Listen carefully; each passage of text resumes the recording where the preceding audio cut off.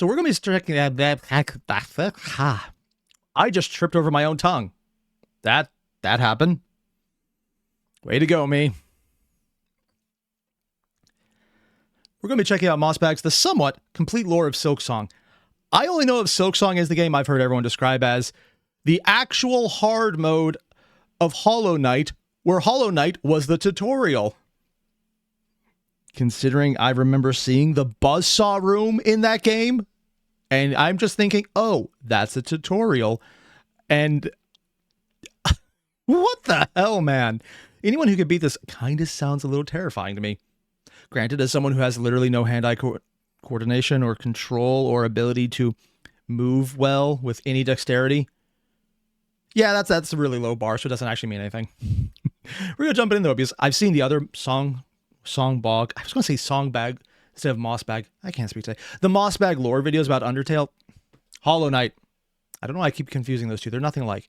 About Hollow Knight, and I've honestly really enjoyed it. So we're going to jump in and see where this goes, which hopefully will be pretty cool. Although people have warned me about a route for some reason. I don't know why. Ever since its release back in September of 2025, people have been debating what the plot of Hollow Has it been out since September? Holy shit. I don't know why. I just thought this was more recent. Like, September was only 2 months ago. Huh. That feels weird. Knight Silksong even was. Why were all those bugs obsessed with their pilgrimage to the Citadel? Who were those mysterious figures who seemed to be running the place? And just who exactly is this character? Why is everyone saying her name is Hornet and calling her a spider and a worm when she doesn't look like any of those things? This video intends to answer a good 70% of these questions. I think I know a bit about that from people talking about Hollow Knight. Something about how she's a hybrid of a worm and a hornet. Or not like a spider, but also a worm because the pale worm, who then got a bug body instead. And just there's weird things going on. I'm not entirely sure about any of this.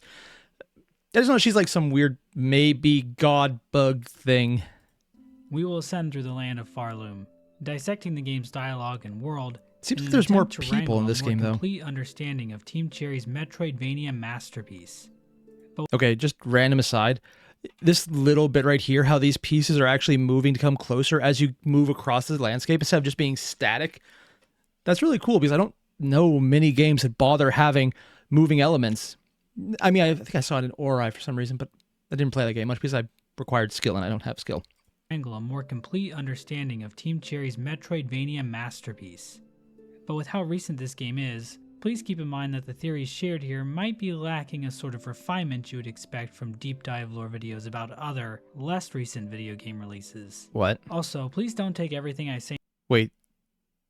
There's lore to Pac-Man?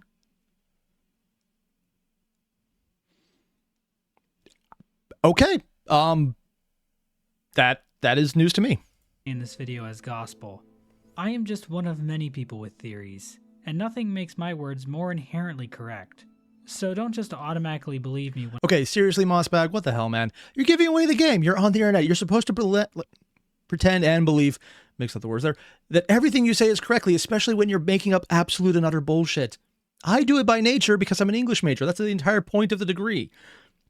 I know I never mentioned that. I'm so humble.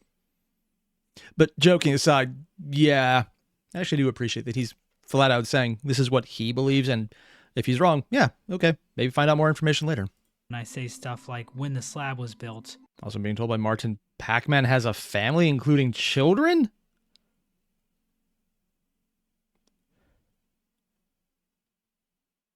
You know what? I'm not going to think about this. There is too many questions there that I don't want answers for.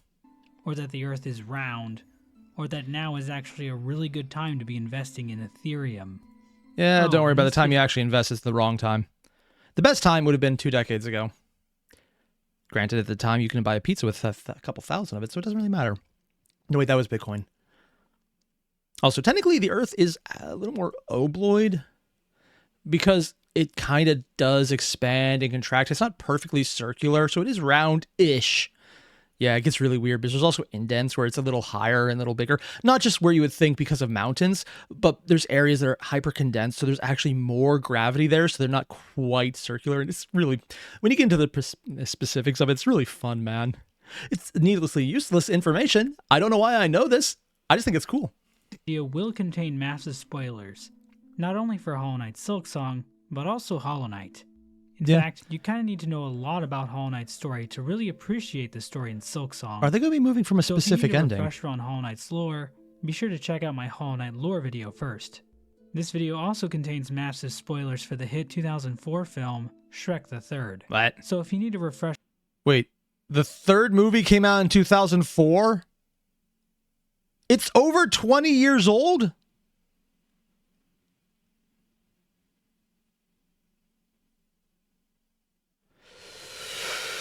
Okay. I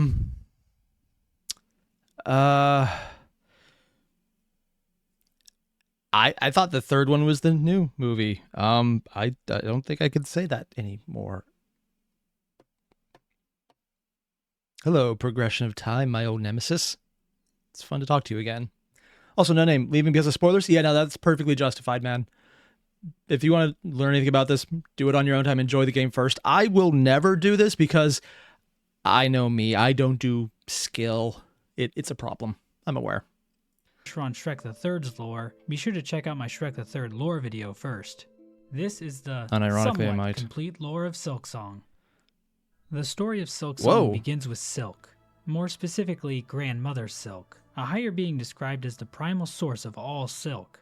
Silk in the world of Silksong is spun from the soul of its creator, and has the power to heal wounds, extend life, and weave powerful runes. So it's literally a god's soul in the form of thread. Oh, that is actually really intense. Grandmother Silk is also described as a pale being. What exactly are pale beings? God. Some might have you believe they are great beings, worthy of praise above all others. But Hornet wouldn't necessarily agree with that assessment. While pale beings are immensely powerful, they don't always have the best intentions at heart. Pale beings are usually... Why was the pale lady, or the great, whatever her name is, the... Oh, yeah. I think people said her entire thing was, I want 1,000 babies. Or something like that. You know, I'm just not going to ask. There's probably a reason he put that specific character there. I don't think I want to find out. And I'm not sure YouTube would appreciate the answer either. Mainly interested in total subjugation from the bugs living beneath them. The worm. Hornet, a bug who is half pale being from her father, the Pale King, explains, devotion or destruction. These are the only fates my kind allow. And Hornet doesn't hold the pale beings in her life in particularly high regard. She calls her father, the Pale King, a fool in the Wingsmold Hunter's journal entry, and she admonishes his wife, the White Lady, inside the Red Memory. So yeah, Hornet complains about pale beings in her diary, and also gets into arguments with them in her head, which sounds pathetic, but she really does have a point. But this desire for control among pale beings was no different for Grandmother Silk. We don't know exactly when or how, but at some point in the past, she appeared in the land of Faroom. And while we don't know the exact timeline, we do know her arrival led to the decline of other nearby civilizations. You can actually see how there's less hair here, so whatever happened with the hair going everywhere, that was before this. One also, such 2 legs. Civilization was an order of blade bugs and hunters, ruled by Crust King Khan. At the height of their rule... I'm sorry, King Kong? Sorry, King Khan? I mean, he does have gorilla proportions. Oh, God, it's so on the nose. It's not even funny. Except I'm actually finding it funny, so it is funny. Khan's order occupied half of the lands of Faroom. It seems Khan and his warriors were one of the last groups left to stand against Grandmother Silk's influence. Is she playing her spear? By the time Hornet arrives in Faroom, Khan's kingdom has been all but forgotten, and his lands eroded by sand. Another group taking up residence in the land of Faroom was the Scar, a tribe of ants united in service under the powerful warrior Queen Scarsinger Carmelita. And some of them have the bug face coverings from the first game, others don't. Oh, and I'm being told that wasn't a statue of the Grandmother Silk, it was someone else? And it's a needle, not a spear thing. Okay. While Hornet can still find members of the Scar tribe during her time in Faroom, they seem lost without a true nest, and uncertain if the song they hear is still Carmelita's. Carmelita herself can still be found, but her form has withered. her power faded by time. Judging by her withered body, she appears to be about 28 or even 29 years old. What? Another force in...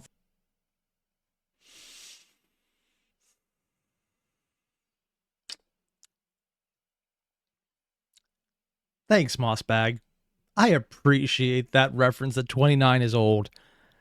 I really do love that reminder. I mean, can you imagine if someone didn't put that in the... Twice now. It's been 4 minutes. There's already twice that has reminded me. Oh, my... I see where this video is going. Faroom is Nihilith. Also, I am aware that it's probably both a joke at, I'm old now, as well as him pointing out that they're bugs still, so that would actually count as old. A plant like being responsible for sowing the first seed, which would eventually grow into the region of Faroom known as Shellwood. While Nihilith is gone by the time Hornet arrives in Faroom, Shellwood is still filled with life, not fully snuffed out by Grandmother Silk's influence. Oh. On the eastern border of Faroom was the land of Verdania, home to twin princes. In a bid to avoid destruction by Grandmother Silk's kingdom, one of the princes gave his life as tribute. But these actions proved futile, as Verdania fell to ruin anyway, leaving the land as nothing but barren caverns by the time Hornet finds them. Oh. In addition to these different groups within Faroom, there was also a town far above on the surface. Oh! When Hornet visits this town in-game... Wait. You can actually visit the surface. Sorry, I was under the impression that the surface was a place you did not go in the first game, so this is actually really cool that they're even acknowledging it as beyond just a thing you know exists and will never go to. However, it is completely abandoned. Playing her needle in near one of the few remaining corpses reveals the following dialogue. Friends seduced. Sweet promises whispered. The weaving ones beckon. It seems the residents of this town were drawn down into Faroom by the actions of the weavers, Grandmother Silk's spider children. Much like their mother, these spiders could produce powerful silk from within their shells, and they even devised various tools and charms as well. Hornet herself is the child of one of these weavers, Hera the Beast. As for why Hera looks so different from the rest of the weavers, the game never really explains. Oh. She's just a weaver that doesn't look like a weaver, similar to how there are humans who just don't look like humans.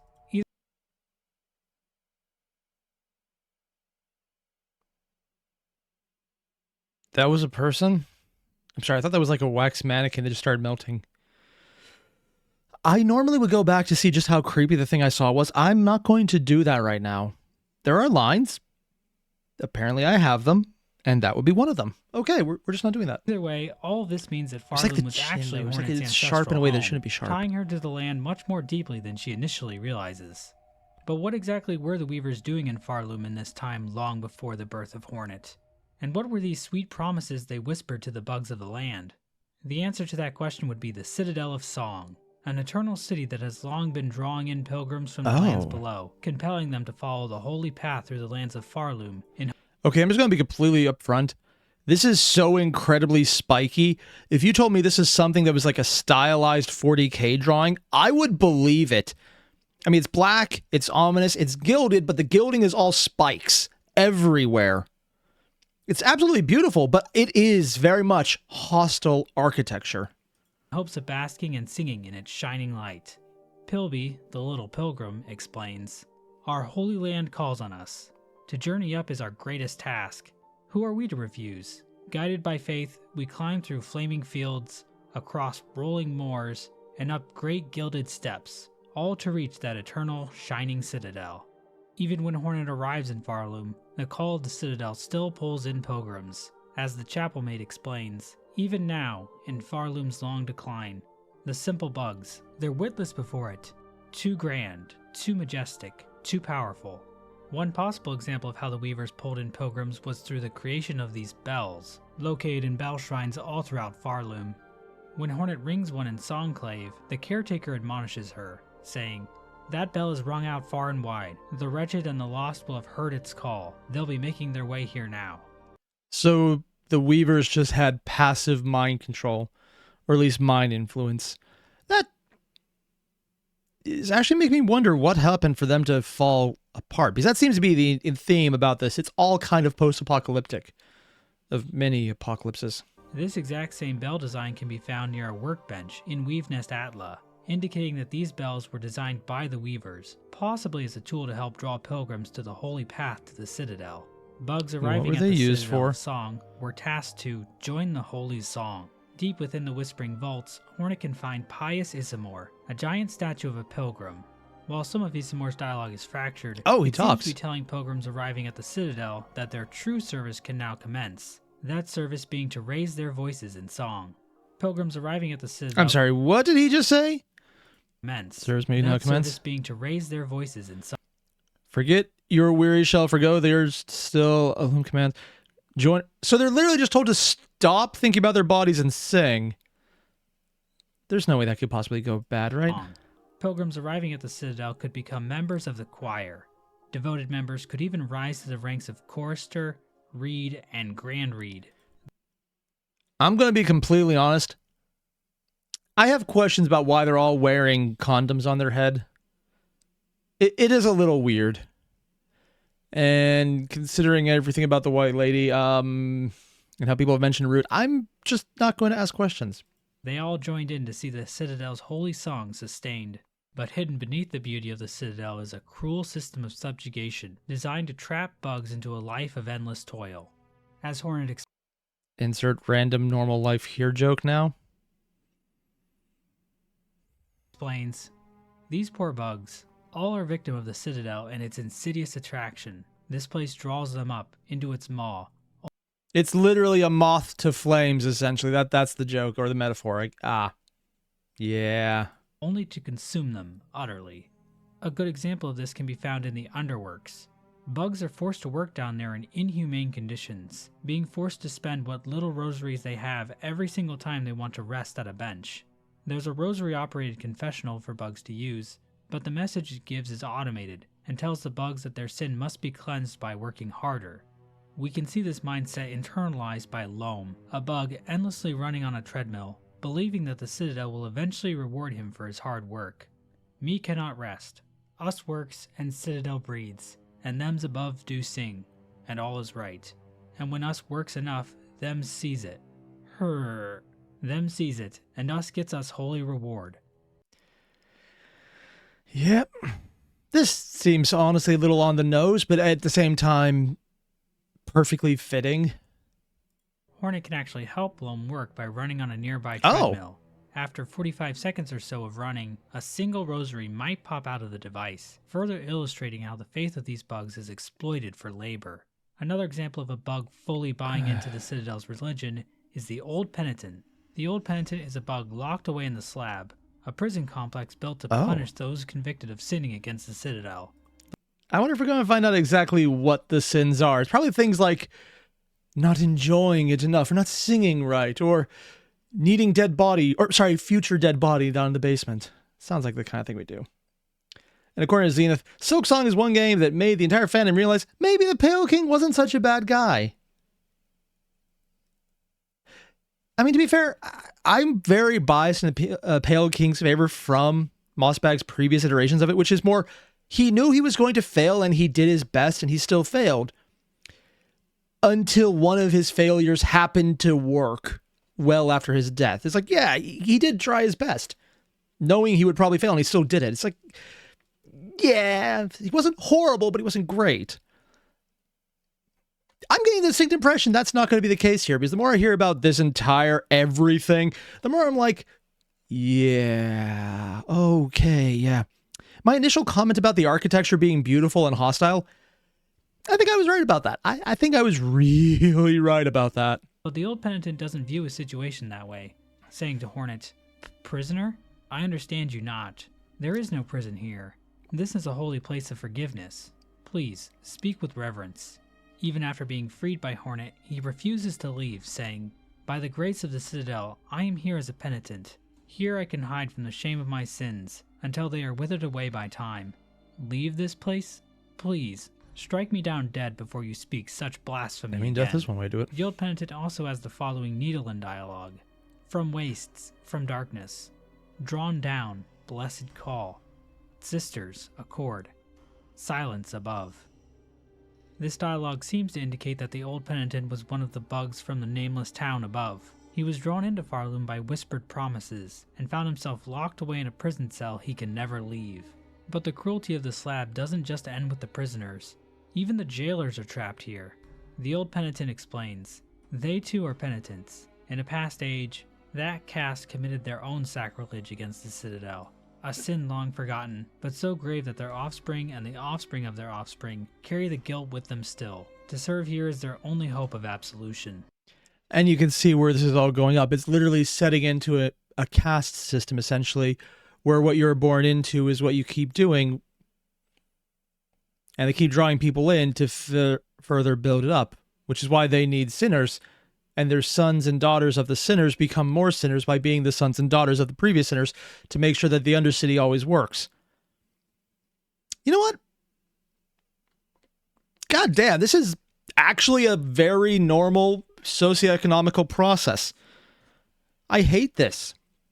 And I'm not just talking about like terms of slavery. I'm talking actual functioning systems of government to varying wrong functioning levels. But setting it up so that the people who are in charge have a guaranteed labor force who believe that they're in exactly where they need to because this is the way it is. It's how you set up a system where no one questions why you're getting away with bullshit. It's inherently fucked up, in my opinion.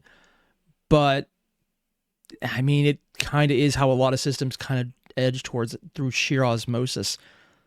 But that gets into more socioeconomic stuff about how power concentrates into those who can get it, and then you try and build up explanations or excuses for why it maintains where it's at. And I honestly don't want to deal with that, so we're not going to. But this is pretty accurate to a lot of places. And I'm also not specifically saying one country, because I can think of at least 5 off the top of my head throughout history where this is exactly or very close to exactly what happened. 6, 7. You know, I'm just going to stop counting. It gets more depressing the more I think about it. The fate of the Guardflies makes clear that the Citadel is just about using guilt and sin as justifications to force bugs into endless servitude. Hornet is generally a fairly nice person, always trying to help people and do the right thing, but even she has no sympathy for the Guardflies and genuinely wants them all dead. Fresh fly? Infant fly, freshly hatched. At this age, the soft, blind fly is a little more than a bother. The less these gruesome bugs breed, the better. She's like me with grubs. Given what can happen to Hornet during the events of Silksong, I can't really say that I'm surprised. Oh, yeah, there's a guard bug that stole her shroud. Ah, yeah. I forgot there's the infamous nude bug level. She feels this way. Hornet even hopes that killing the matriarch of the jailers, Broodmother, will end their race for good. God damn, Hornet is going vicious. With this one vanquished, I hope to have sped the end of that jail and its distasteful order. But if she returns to the Broodmother arena, it turns out a new broodling has already appeared to carry on the species. But for some reason, the game won't let Hornet kill the baby. This is an example of ludonarrative dissidence. Oh, the conflict between a video game's narrative told through non-iterative elements and the narrative told through the gameplay, ludonarrative, derived from Latin ludus, meaning game, and narrative, refers to the intersection of video games' ludic elements, gameplay, and the narrative elements. The term was coined by game designer Clint Hawking in 2007 in a blog post. I actually know exactly what that feels like. It's like whenever you say, you cannot do this, and all the cutscenes and all the game are saying, this is so hard, and then you play it, and it's like, oh, I over-leveled to the point this doesn't even matter. I didn't even try to grind. Yeah. Or when there's a giant boss fight, it's supposed to be really intense. But then it also isn't, because it's just a bunch of random buttons you press, and it's just like, hey, here's a quick time event. Because the game element doesn't match the narrative element. Huh. Or like whenever the game is telling you how you're playing a bad guy, and you're on the mean streets of maybe like a cyberpunk dystopia, but you spend the entire game doing nice things, and people seem generally okay with it, and it's like nothing really bad's happening because there's a few little enemies who like you just knock them out. It's like, oh, you're playing like the super pacifist route, but the game is like, it's a dark and gritty world where no one gets ahead. Meanwhile, you're rich after like 3 days. You're sitting and going, okay, cool. Yeah. I get that. These aren't the only bugs born into a special kind of service. The squirm of the blasted steppes were seemingly chosen by the Citadel to act as judges of the pilgrims approaching the Grand Gate. A lore tablet just outside a squirm nest reads, Bug born of Faroom, you have been chosen.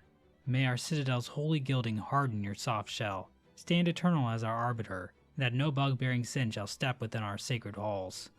If Hornet plays the needle in for the squirm found here, they will beautifully sing, "Let's grow holy.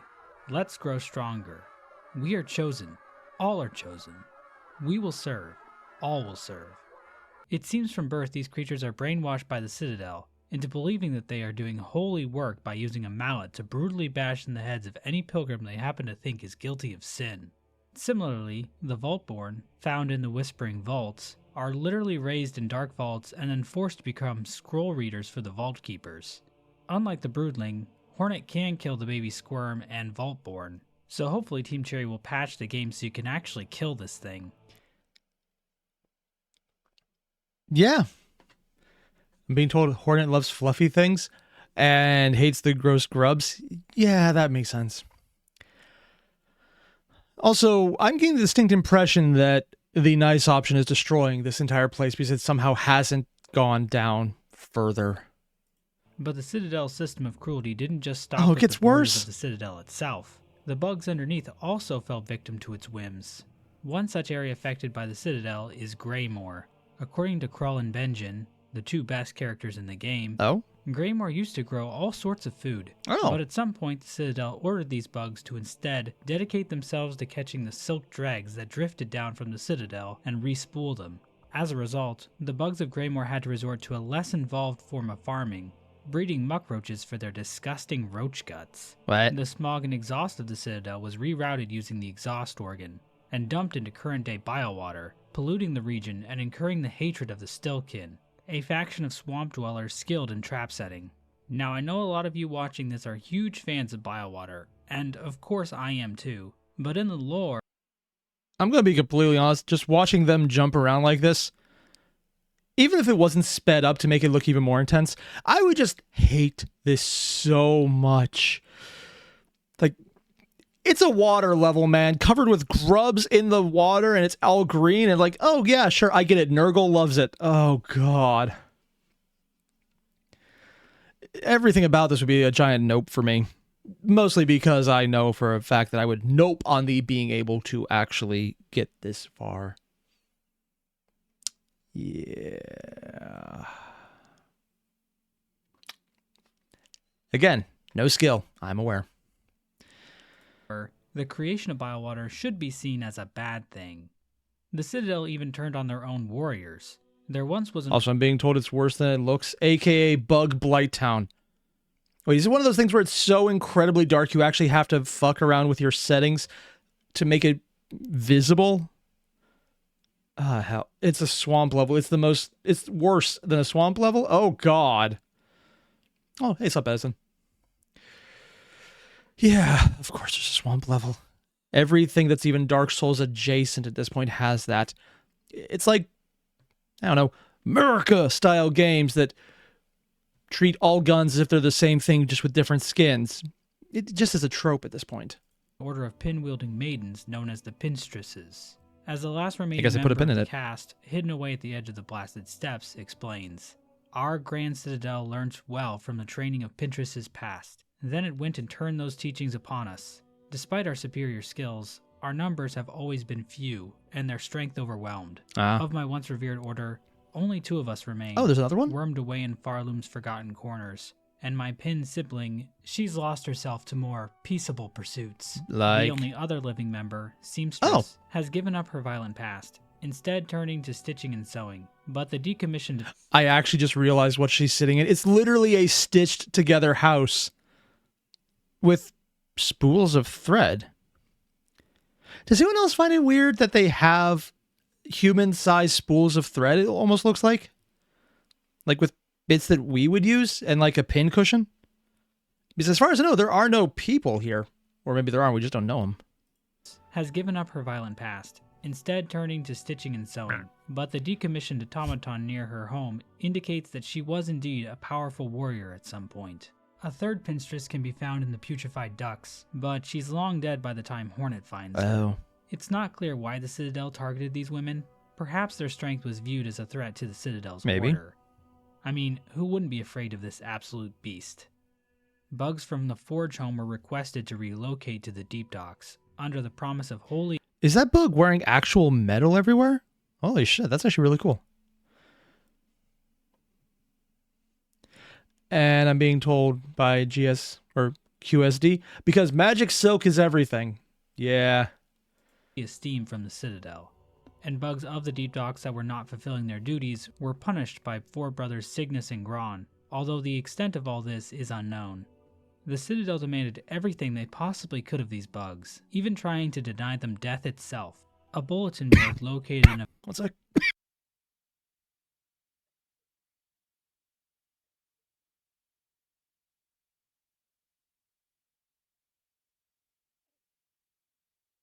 Oh, that was awkward. I literally just swallowed down the wrong throat. Or wrong pipe. Didn't even know I could do that. Woo. Ventrica station reads, due to unacceptably high injury and unsanctioned deaths, Ventrica travel shall henceforth be denied to all. For Faroom Eternal, a bug who serves How do you say you don't get to die? The Citadel doesn't want its bugs to die, not out of any concern for the bugs themselves, but because dead bugs can't serve the Citadel. How? All the Citadel's cruelty was in service to continuing its song eternally.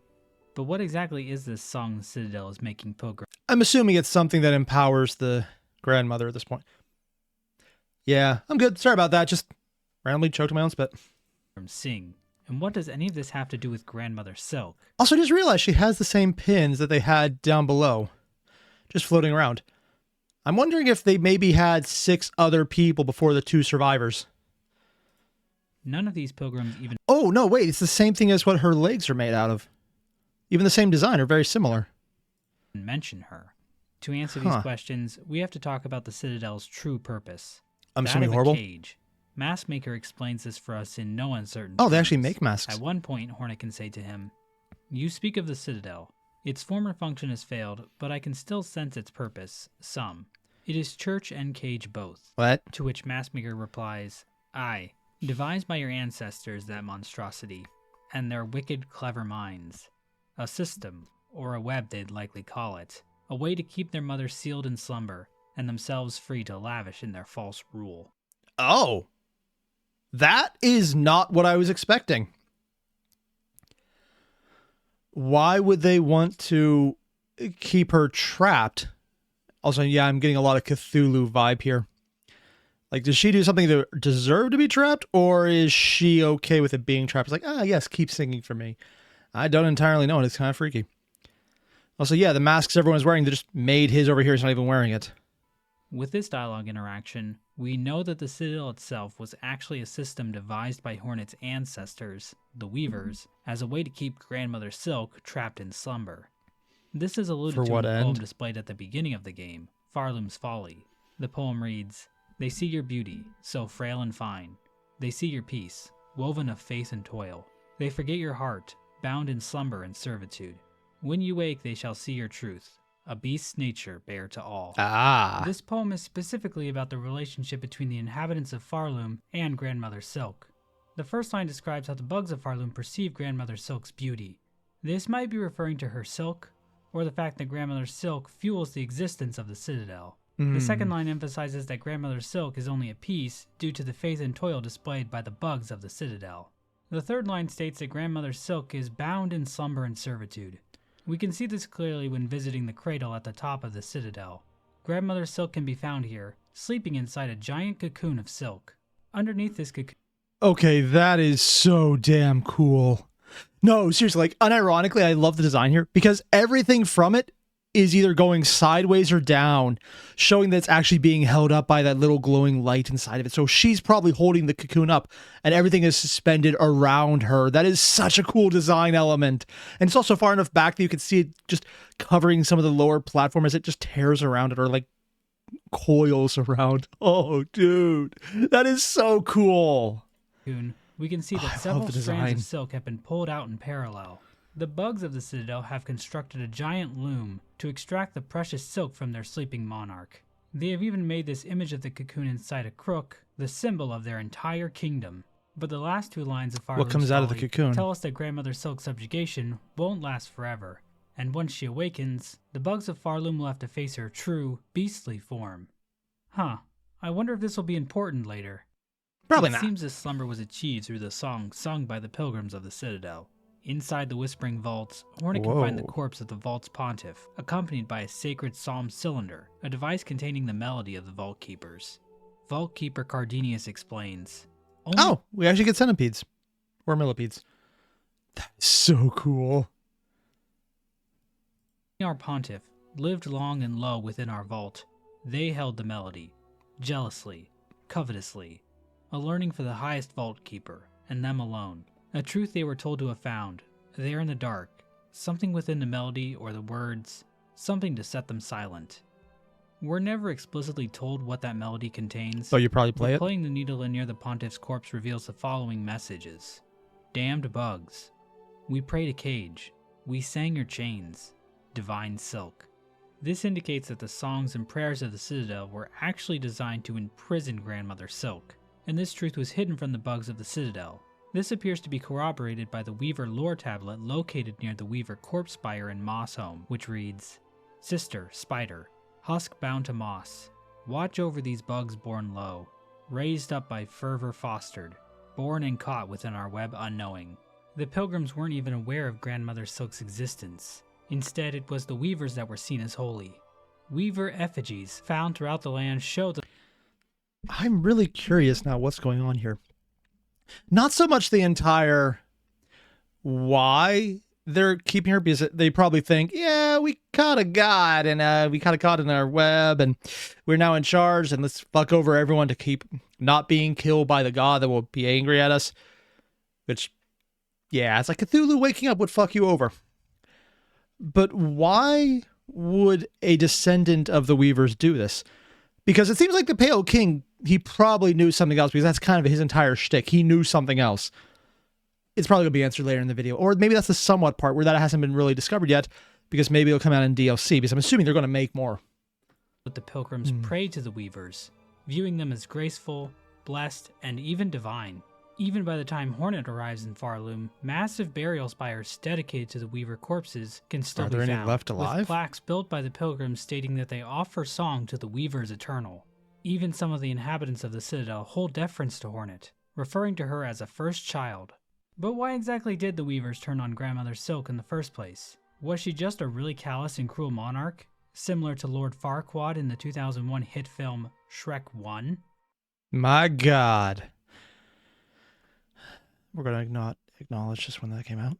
Our best glimpse into what life looked like for the Weavers while living under Grandmother Silk is from the memory of Widow, the only Weaver still alive in Faroom by the start of the game.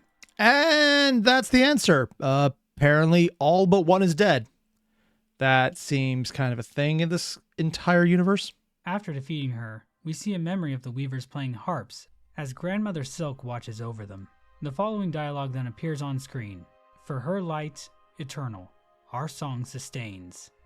We know that Grandmother Silk does want song, as the Silk Art memory in Whiteboard says the following lines. So if I'm going to take a wild guess, it would be the Weavers played silken harps, and their song gave her life or power or whatever, but they didn't like that their entire purpose was only to do that, so they subjected what they were going to on other people to keep singing, so someone else would be the one doing it. And they got to reap the benefits of it, as opposed to them being the one forced to do it. Yeah. Their voices, their song, to devote, eternal. They are ours, bound forever. So before the Citadel, the Weavers had to sustain song for the monarch eternally. The Weavers must have felt trapped in this system and decided to create the Citadel, using a new song to put Grandmother Silk to sleep. So in other words, it was a matter of a revolt by the people who were oppressed, oppressing the people who came after them in the same way they were. Yep, that is surprisingly common to see. Enthrall the pilgrims of Faroom in their fake religion. Through this action, the Weavers not only obtained freedom from sustaining the eternal song, but they also came to perceive themselves as the rulers of Faroom. The harps the Weavers first played the eternal song on for Grandmother Silk can still be found in the cradle, falling completely into disuse. A thread memory of Widow can be found here, likely because she is the only Weaver still loyal to Grandmother Silk, but we'll talk about her more later. Aside from Widow, another Weaver Hornet sort of meets is a being known as First Sinner. This Weaver's lore is also very difficult to make sense of, but seems relevant to our current discussion. First Sinner can be found locked away in a cage sealed with runes. Inside the cage, a Weaver corpse can be found. She offers to bind her strength to Hornets, but unlike the other corpses, this action actually awakens First Sinner, who tries to murder Hornet. However, this fight appears... I love how the one thing she does, she immediately conjures her own clothing. It's all white. I'm wondering if that's why Hornet's cape is all red, because she has her own silk clothing, but she's dyed it with more normal colors. Or more color.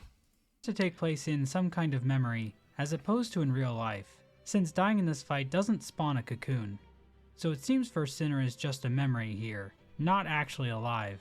If First Sinner is defeated, Hornet witnesses a memory from her revealing the true nature of the Weavers. It seems Grandmother Silk actually evolved the Weavers from farlids, common bugs found in Faroom. First Sinner reflects on this revelation saying, "She called us daughters. She called us divine. She lied." Hornet even mentions that the farlids remind her of herself in some way. You know what? I'm just going to be completely upfront about it. I wasn't sure what she was talking about. It's like, oh, wait, no, I've seen the animations of Hornet on all fours crawling around like a, well, normal bug. It's like, yeah, this is what that looks like. That actually does fit. First Sinner's rage seems to be a mixture of feeling cursed with silk, given to her by Grandmother Silk, and being cursed to know the truth of her nature. We also know she had the power to weave silk into blazing runes, which she uses extensively in her fight. Oh. As a side note, in the game's code and concept art for First Sinner, she is referred to as First Weaver. So perhaps First Sinner remembers the truth about the Weaver's origins. Because she was the one you just saw becoming that. Oh. Dude. That's really cool. Also, according to Gecko Studio, there's evidence the fight doesn't take place in memory, though. Oh. Because she was the first farlid to ever be transformed. So why was First Sinner locked up?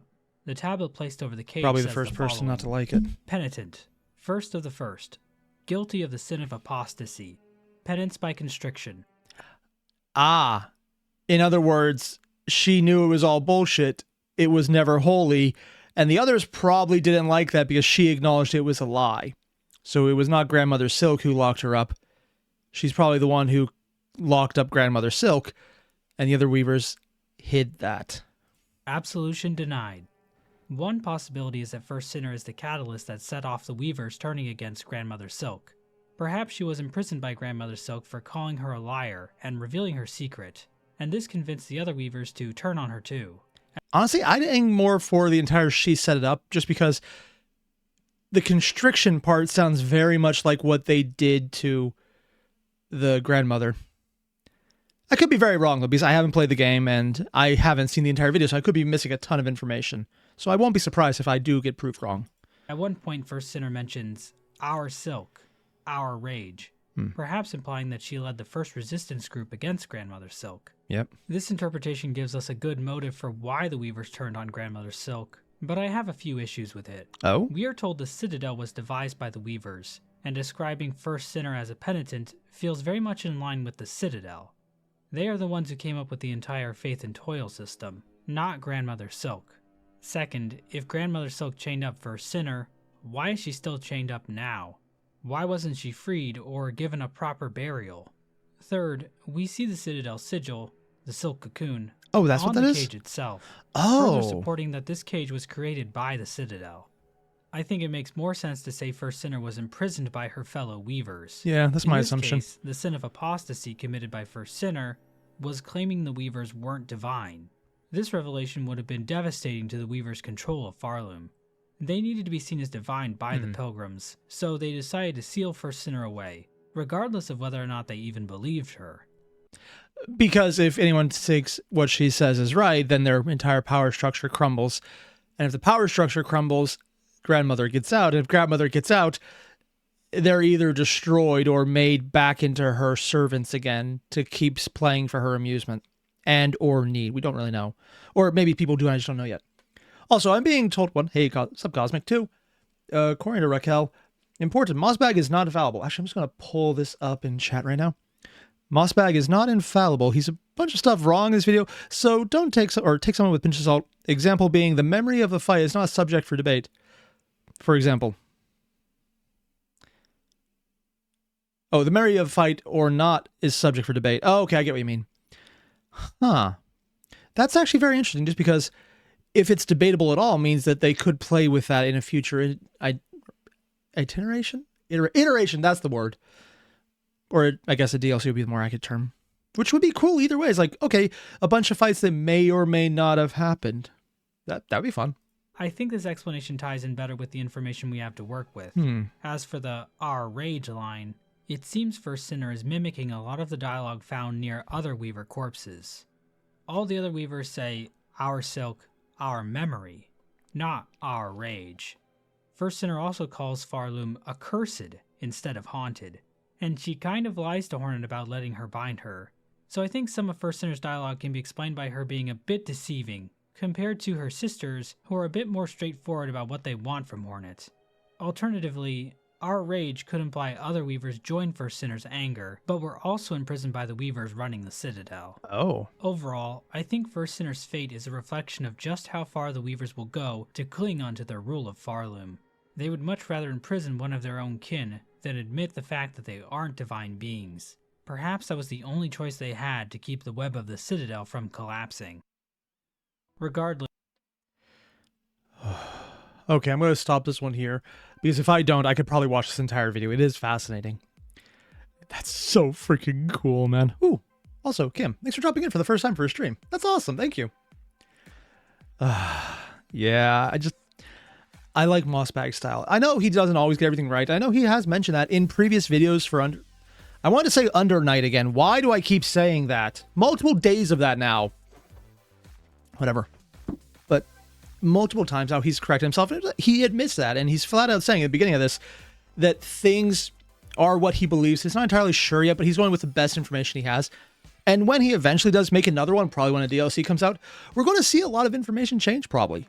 Or maybe confirm what he put out. And honestly, I love this. This is cool.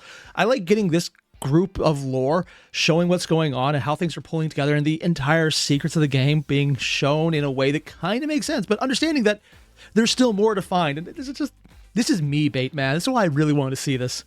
So also really glad I could do this today as opposed to missing it yesterday, because that would be more depressing. Basically what I'm saying is, if you haven't already, there's a link below to the original video. Hit it up. It's mossbag. They're awesome. Do that. I'll see you guys in the next one. Adios.